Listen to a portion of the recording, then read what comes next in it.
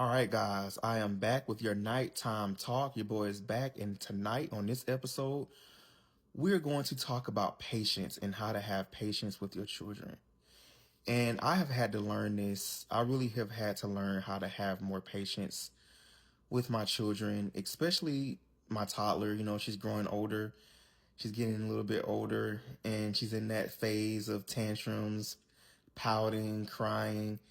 And I'll just let you guys know, if you're the kind of parent who likes to fuss, scream, and yell at your children when they're doing the whining and the crying, and you do that every single time, you will end up having very little patience.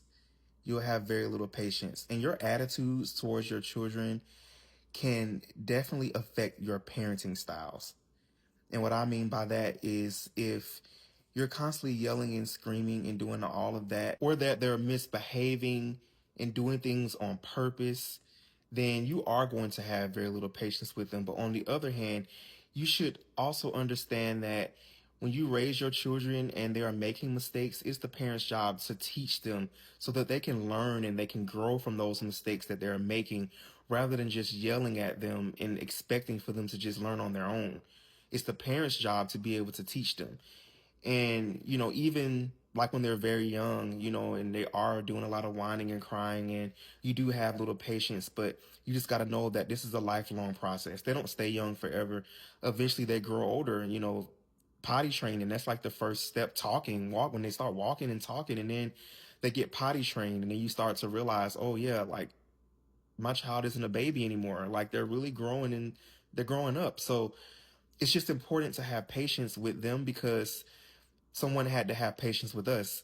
So it's just important to have patience with your kids, because it's great for their overall health, really, their mental state, their growth, knowledge, all of that. Just have patience with them, because it's very important. It is very, very important, guys. And I'll say this too. Your overall goal should not be to reduce your child's temporary discomfort, but to help them through their stages of life. And allow yourself to calm down when you feel angry or stressed.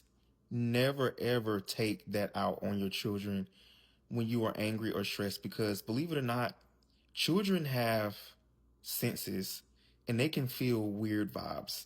So the moment you start taking out your anger and your stress on them as if they're the issue, and really it's your own problems going on in your life, or even if you feel like they're frustrating you, your children can feel that vibe from you.